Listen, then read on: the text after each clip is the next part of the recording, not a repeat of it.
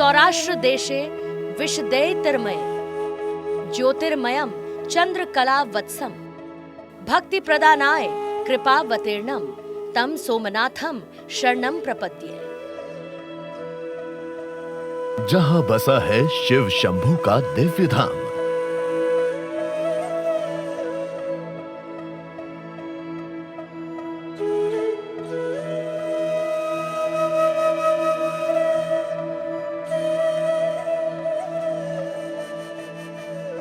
जहां महादेव स्वयंभू रूप में विराजमान है,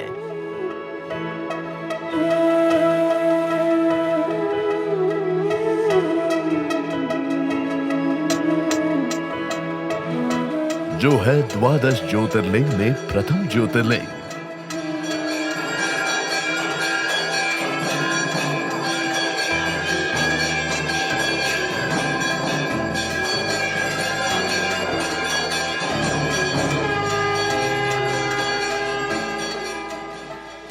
जिस महादेव की साधना ने नरेंद्र मोदी को प्रधान सेवक बनाया,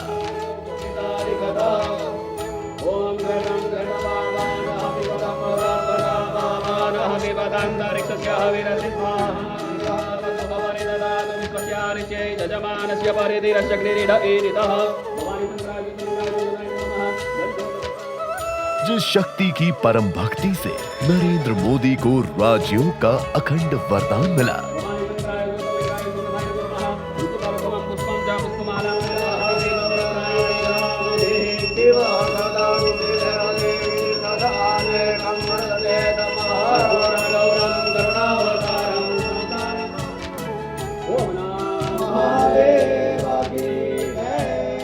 जिस भोले शंकर की दिव्य आराधना से मोदी को अक्षय अभयदान मिला,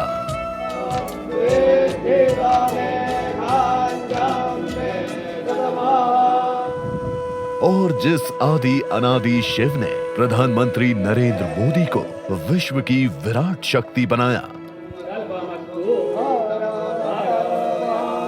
सियासत के भक्ति पथ में आज हम जानेंगे कि क्या 2024 में पीएम मोदी इतिहास रचने वाले हैं, जो सनातन विरोधियों को खंड खंड कर देगा।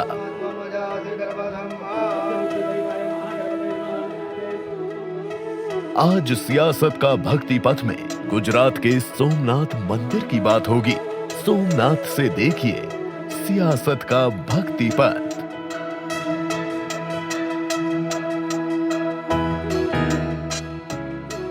सत्यम शिवम सुंदरम। नमस्कार, मैं हूं आपके साथ पूर्णिमा मिश्रा। सियासत के भक्ति पथ में आज बात होगी सोमनाथ की। वो सोमनाथ जो 12 ज्योतिर्लिंग में प्रथम ज्योतिर्लिंग है। इस बार 2024 का लोकसभा चुनाव सनातन की अनदेखी नहीं कर पाएगा। मोदी की शिव भक्ति में वोट की कितनी शक्ति है, आज ये हम जानेंगे। गुजरात के सोमनाथ मंदिर से पीएम मोदी का आखिर क्यों इतना गहरा लगाव है? काशी, केदारनाथ, उज्जैन के बाद सियासत के भक्ति पथ में क्या बाबा सोमनाथ की भक्ति से 2024 में मोदी के मिशन 400 का संकल्प पूरा होगा? आखिर क्या है सोमनाथ का इतिहास और उसकी महिमा? आज सियासत के भक्ति पथ में हम इस एपिसोड में जानेंगे।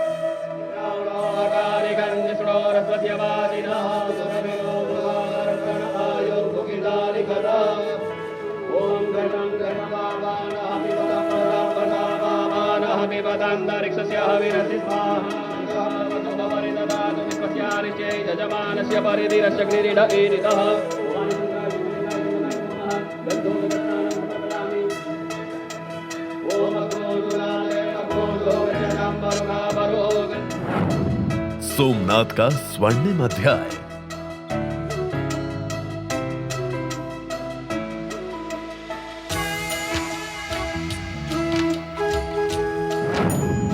गुजरात की धरा से मोदी की शिव साधना।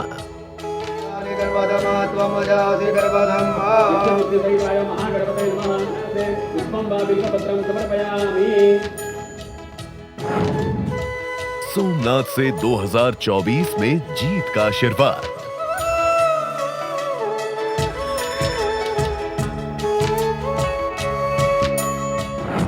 सियासत का भक्ति पर। सोम यानी चंद्र ने जिसकी स्थापना प्रभास के समुद्र तट पर की है, वो विश्व का सर्वप्रथम ज्योतिर्लिंग सोमनाथ। सोमनाथ मंदिर के शिखर पर लहराता है धर्म ध्वज। सोमनाथ मंदिर के शिखर पर शान से लहराता ये ध्वज सनातन शौर्य का परचम है।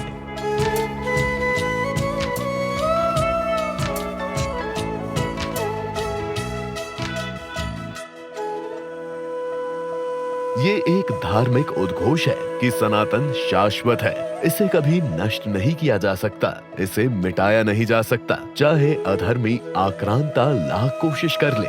गुजरात का सोमनाथ मंदिर 12 ज्योतिर्लिंगों में प्रथम होने के साथ अपने में कई कहानियां और संदेश समेटे हुए है। सोमनाथ को भगवान शिव का जागृत स्थान कहा जाता है। महादेव यहाँ स्वयंभू रूप में विराजमान है, इसलिए माना जाता है कि सोमनाथ के दर्शन पूजन शिव भक्तों के तमाम कष्टों को हर लेता है। 12 ज्योतिर्लिंग में स्रोत में सोमनाथ की शान में कहा गया है, जो अपनी भक्ति प्रदान करने के लिए अत्यंत रमणीय तथा निर्मल सौराष्ट्र प्रदेश में कृपा पूर्वक अवतीर्ण हुए। चंद्रमा जिसके मस्तक का आभूषण है, उनके ज्योतिर्लिंग स्वरूप भगवान श्री सोमनाथ की शरण में मैं जाता हूँ।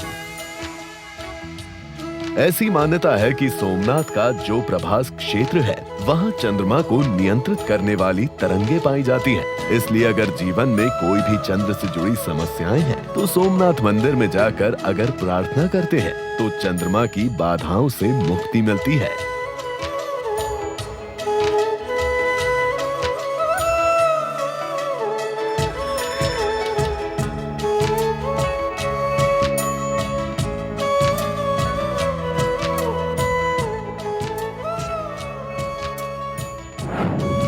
सोमनाथ ज्योतिर्लिंग देश के पश्चिमी छोर पर गुजरात के सौराष्ट्र क्षेत्र के वेरावल बंदरगाह में स्थित है। सोमनाथ मंदिर के बारे में कहा जाता है कि इसका निर्माण स्वयं चंद्रदेव ने किया था, जिसका उल्लेख ऋग्वेद, श्रीमद् भगवत गीता, कंद पुराण और तमाम ऐतिहासिक पुराणों में भी है। सोमनाथ मंदिर की गिनती 12 ज्योतिर्लिंगों में सर्वप्रथम ज्योतिर्लिंग के रूप में होती है। ये मंदिर हिंदू धर्म के उत्थान पतन के इतिहास का प्रतीक रहा है। इतिहासकारों की माने तो अत्यंत वैभवशाली होने के कारण इसे 17 बार नष्ट किया गया है और हर बार इसका पुनर्निर्माण कराया गया। महमूद गजनवी पहला सबसे बड़ा आक्रमणकारी था और उसने 12 ज्योतिर्लिंगों में से एक सोमनाथ मंदिर पर हमला किया था। महमूद गजनवी ने अपने 5000 साथियों के साथ मिलकर मंदिर पर हमला बोल दिया था और सारी संपत्ति लूट ली थी। इस हमले में कई लोगों की जान भी गई थी। 1395 में गुजरात के सुल्तान मुजफ्फर शाह ने मंदिर को फिर से तुड़वाया। मंदिर को मुगल शासक औरंगजेब की क्रूरता का सामना भी करना पड़ा। औरंगजेब के वक्त सोमनाथ मंदिर को 2 बार तोड़ा गया। इसके बाद गुजरात के राजा भीम और मालवा के राजा भोज ने इसका पुनर्निर्माण करवाया। तत्कालीन भारत के गृह मंत्री और लौह पुरुष सरदार वल्लभ भाई पटेल ने 1947 में इस मंदिर का फिर से पुनर्निर्माण का आदेश दिया था। जो सोमनाथ मंदिर हजारों सालों से विदेशी आक्रमणकारियों के निशाने पर रहा, तोड़फोड़ और लूटपाट के बाद भी अक्षत रहा। वो मंदिर 21वीं सदी में श्रद्धा को लेकर विवाद का कारण भी बना। सोमनाथ मंदिर में धर्म के आधार पर प्रवेश देने की व्यवस्था की गई। मंदिर ट्रस्ट के फरमान पर जमकर विवाद भी हुआ। साल 2015 में मंदिर के गेट पर साइन बोर्ड पर साफ साफ शब्दों में लिखा था, श्री सोमनाथ ज्योतिर्लिंग हिंदुओं का तीर्थ धाम है। इस पवित्र तीर्थ धाम में प्रवेश के लिए गैर हिंदुओं को मंदिर प्रशासन से संपर्क कर अनुमति लेनी होगी। अनुमति मिलने के बाद ही उन्हें मंदिर में प्रवेश मिलेगा। तब मंदिर प्रबंधन ने इसे पीछे की वजह से सोमनाथ मंदिर की सुरक्षा को बताया था। आज सोमनाथ मंदिर स्वर्ण की तरह चमक रहा है। उसकी दिव्यता और भव्यता देखते ही बनती है। एक स्वर्णिम और भव्य इतिहास के साक्षी रहे इस सोमनाथ मंदिर को दोबारा स्वर्ण से अलंकृत करके इसे स्वर्णिम काल को वापस लौटाने का सिलसिला साल 2012 में शुरू हुआ था। दाताओं द्वारा दान में जो कुछ दान किया गया, उससे सोमनाथ के गर्भगृह ही नहीं बल्कि पूरे मंदिर को भव्य रूप दिया गया। खास करके गर्भगृह की दीवारें स्वर्ण से सजी हैं।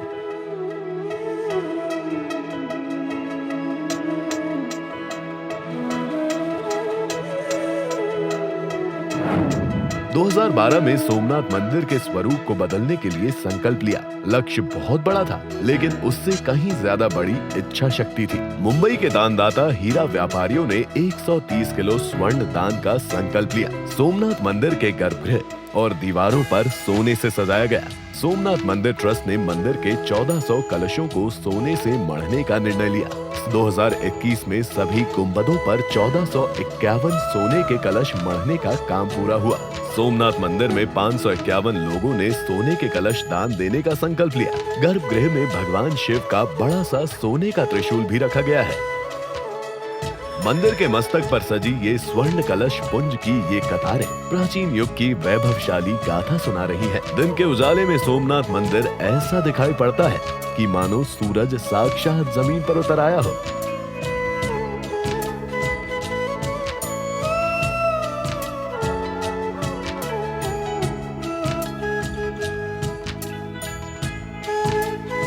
प्रधानमंत्री नरेंद्र मोदी और सोमनाथ मंदिर का रिश्ता शब्दों में बयान नहीं किया जा सकता। सोमनाथ प्रधानमंत्री नरेंद्र मोदी के करीब रहा है और भावनात्मक रूप से भी वो इस मंदिर से जुड़े रहे हैं। तमाम ऐसे मंदिर हैं जिनका पुनरुद्धार प्रधानमंत्री मोदी ने कराया और उनमें से आदि अनादि महादेव का सोमनाथ मंदिर भी एक है।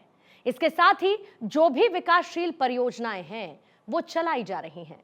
पीएम मोदी सनातन में सोमनाथ की महत्ता जानते हैं, तभी तो सोमनाथ के विकास के लिए मास्टर प्लान उन्होंने तैयार किया है। समुद्र तीरे शशिना प्रतिष्ठितम प्रभास तीर्थे परम पवित्रम ज्योतिर्मयम गुर्जर भूमि रत्नम तम सोमनाथम सततम नमामि। ललाट पर चंदन का लेप, महादेव का जलाभिषेक। सोमनाथ मंदिर में पीएम मोदी की शिव साधना। ये तस्वीरें पीएम मोदी के गुजरात दौरे की है। जब 2022 में गुजरात विधानसभा चुनाव के दौरान पीएम मोदी ने सोमनाथ मंदिर में पूजा अर्चना की थी। मंदिर के 2 पंडितों ने पीएम मोदी को विधि पूर्वक पूजा अर्चना करवाई। पीएम मोदी ने भगवान सोमनाथ के ऊपर पुष्प भी अर्पित किए। सोमनाथ मंदिर में जलाभिषेक करते हुए भगवान सोमनाथ का ध्यान किया। इस दौरान पीएम मोदी अलग अलग अंदाज में दिखे। 2017 में उत्तर प्रदेश विधानसभा चुनाव के आखिरी चरण के मतदान के बीच भी प्रधानमंत्री नरेंद्र मोदी ने गुजरात के प्रसिद्ध सोमनाथ मंदिर का दौरा किया था। तब सोमनाथ मंदिर ट्रस्ट के ट्रस्टियों में से एक मोदी ने भगवान शिव का जलाभिषेक किया था। भारत इतिहास का एक महत्वपूर्ण अध्याय कैसे बना सोमनाथ मंदिर। 70 साल पहले सरदार पटेल के सपने को पीएम मोदी ने कैसे दृढ़ संकल्प की तरह पूरा किया, वो भी अपने आप में बहुत खास है। महादेव शिव शंकर की अनुपम शक्ति का स्रोत सोमनाथ मंदिर कितने आक्रमण के बावजूद कोई हिला नहीं पाया। सरदार वल्लभ भाई पटेल के प्रयासों से श्री सोमनाथ मंदिर का नवनिर्माण हुआ। पीएम मोदी ने बतौर ट्रस्टी और अध्यक्ष पिछले 10 वर्षों में सोमनाथ के विकास को नई दिशा दिखाई। मैं स्वयं को भगवान श्री सोमनाथ के चरणों में ही अनुभव कर रहा हूं। मेरा सौभाग्य है कि सोमनाथ मंदिर ट्रस्ट के अध्यक्ष के रूप में मुझे इस पुण्य स्थान की सेवा का अवसर मिलता रहा है। साल 2021 में पीएम मोदी ने गुजरात के सोमनाथ में कई परियोजनाओं का उद्घाटन और शिलान्यास किया। प्रतिष्ठित मंदिर के इतिहास पर विचार करते हुए पीएम मोदी ने मंदिर के बार बार नष्ट होने और हर हमले के बाद मंदिर कैसा खड़ा हुआ, इसे याद किया। पीएम ने कहा, सोमनाथ मंदिर इस विश्वास का प्रतीक है कि सत्य को झूठ से हराया नहीं जा सकता और विश्वास को आतंक से कुचला नहीं जा सकता। आस्था को आतंक से कुचला नहीं जा सकता। इस मंदिर को सैकड़ों सालों के इतिहास में कितनी ही बार तोड़ा गया, यहां की मूर्तियों को खंडित किया गया, इसका अस्तित्व मिटाने की हर कोशिश की गई, लेकिन इसे जितनी भी बार गिराया गया वे उतनी ही बार उठ खड़ा हुआ। इसलिए भगवान सोमनाथ मंदिर आज भारत ही नहीं, पूरे विश्व के लिए एक विश्वास है और एक आश्वासन भी है। 2021 में पीएम मोदी ने सोमनाथ मंदिर में 3 बड़े प्रोजेक्ट्स का उद्घाटन किया। पीएम मोदी ने पार्वती माता मंदिर, समुद्र दर्शन पथ और प्रदर्शनी स्थल का लोकार्पण किया। समुद्र दर्शन पथ 1.5 किलोमीटर लंबा बनाया गया है, जो सोमनाथ मंदिर से लेकर त्रिवेणी संगम तक है। तीर्थयात्रियों की सुविधा के लिहाज से ये दर्शन पथ बेहद खास है। मंदिर से लगा समुद्र किनारे का वॉकवे भी आकर्षण का केंद्र है। इसके अलावा अहिल्याबाई मंदिर का जीर्णोद्धार भी पीएम मोदी ने किया। सभी प्रमुख हिंदू तीर्थ स्थलों का कुछ न कुछ संबंध अहिल्याबाई से है। आजादी के बाद आक्रांताओं के हमले को लेकर हिंदुओं की चिंता बढ़ने से सालों पहले इंदौर की रानी अहिल्याबाई होलकर ने सोमनाथ और वाराणसी के मंदिरों को दोबारा बनवाया था। 21 जनवरी 2022 को पीएम मोदी ने वीडियो कॉन्फ्रेंसिंग के जरिए गुजरात के सोमनाथ में नए सर्किट हाउस का उद्घाटन किया। भारतीय सभ्यता की चुनौतीपूर्ण यात्रा और सैकड़ों वर्षों की गुलामी की परिस्थितियों पर प्रकाश डालते हुए पीएम मोदी ने कहा कि जिन परिस्थितियों में सोमनाथ मंदिर को नष्ट किया गया और जिन परिस्थितियों में सरदार पटेल के प्रयासों से मंदिर का जीर्णोद्धार किया गया, दोनों ही एक बड़ा संदेश देते हैं। भगवान सोमनाथ की आराधना में हमारे शास्त्रों में कहा गया है, भक्ति प्रदानाय कृपा अवतीर्णम तम सोमनाथम शरणम प्रपद्ये। जिन परिस्थितियों में सोमनाथ मंदिर को तबाह किया गया और फिर जिन परिस्थितियों में सरदार वल्लभ भाई पटेल के प्रयासों से मंदिर का जीर्णोद्धार हुआ, वो दोनों ही हमारे लिए एक बहुत बड़ा संदेश है। पिछले साल दिसंबर में वाराणसी में दुनिया के सबसे बड़े ध्यान केंद्र स्वरवेर महामंदिर का उद्घाटन करते हुए प्रधानमंत्री नरेंद्र मोदी ने आजादी के बाद सोमनाथ मंदिर के पुनर्निर्माण के विरोध की याद दिलाई थी। आजादी के बाद सोमनाथ मंदिर के पुनर्निर्माण तक का विरोध किया गया था और ये सोच दशकों तक देश पर हावी रही। इसका नतीजा ये हुआ कि देश हीन भावना के गर्त में चला गया, अपनी विरासत पर गर्व करना भूल गया। लेकिन भाइयों और बहनों, आजादी के 7 दशक बाद आज समय का चक्र एक बार फिर घुमा है। जो काम सोमनाथ से शुरू हुआ था वो एक अभियान बन गया है। 25 सितंबर 1990 का वो ऐतिहासिक दिन जब सोमनाथ से रथ यात्रा शुरू हुई। रथ यात्रा का नेतृत्व बीजेपी के तत्कालीन अध्यक्ष लालकृष्ण आडवाणी ने किया, जिनके सारथी बने नरेंद्र मोदी। ये रथ यात्रा गुजरात के 600 गांव से होकर गुजरी। रथ पर आडवाणी के साथ सवार थे नरेंद्र मोदी, और वो भी तब जब उस वक्त नवरात्र चल रहे थे। मोदी बिना कुछ खाए उपवास में सिर्फ जल ग्रहण करके नरेंद्र मोदी ने इस रथ यात्रा को सफल बनाने में अपनी अहम भूमिका निभाई। साल 1990 के सितंबर महीने में लालकृष्ण आडवाणी की अगुवाई में गुजरात के सोमनाथ मंदिर से अयोध्या के लिए एक यात्रा निकाली गई। इस यात्रा का नाम था राम रथ यात्रा। इस रथ यात्रा ने भारत की राजनीति को हिलाकर रख दिया था।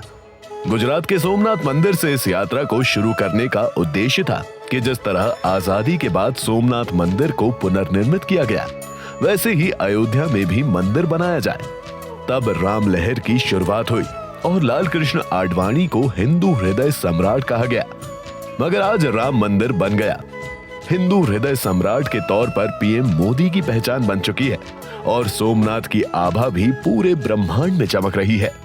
पीएम मोदी सनातन के ध्वजवाहक बन गए, क्योंकि जब से उन्होंने केंद्र में सत्ता संभाली है तब से देश में हिंदू आस्था और सनातन को लेकर मुखर हो गए हैं। सनातन संस्कृति को पीएम मोदी तेजी से आगे बढ़ा रहे हैं।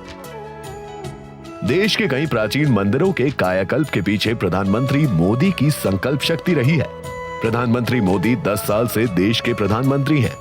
2024 में भी मोदी की लोकप्रियता देश ही नहीं विदेश में भी दिखाई दे रही है। लेकिन जिस तरह से पिछले 10 साल में अयोध्या से लेकर उज्जैन तक, काशी से लेकर केदारनाथ तक कम से कम 10 प्राचीन मंदिरों का कायाकल्प हुआ और इसका श्रेय पीएम मोदी को ही जाता है। केदार धाम का पुनर्निर्माण हो या फिर काशी विश्वनाथ कॉरिडोर से लेकर महाकाल कॉरिडोर और सोमनाथ मंदिर के कायाकल्प कर पीएम मोदी ने सनातन पथ को मजबूती दी है। यही है वो पीएम मोदी की शक्ति साधना, यही है वो विजय की प्रेरणा जो तीसरी बार जीतने की शक्ति दे रही है। एक तरफ है मोदी और दूसरी तरफ है इंडिया गठबंधन, जिसने मोदी को सत्ता से उखाड़ फेंकने के लिए पूरी ताकत झोंक दी है। लेकिन मोदी पर महादेव की कृपा है और इस बार उनका कॉन्फिडेंस भी गजब का है। पीएम मोदी जानते हैं कि सनातन पथ को मजबूत करके 2024 की राह को आसान किया जा सकता है। कांग्रेस भी इस बात को बखूबी समझ रही है कि सनातन और हिंदुत्व का विरोध करना गलती हो सकता है। इसलिए शिव भक्त पीएम मोदी का हिंदुत्व वसुधैव कुटुंबकम के उस मंत्र से सिद्ध हुआ है, जिसमें धार्मिक कट्टरपंथ से आगे संवेदनशील संकल्प पर काम किया है।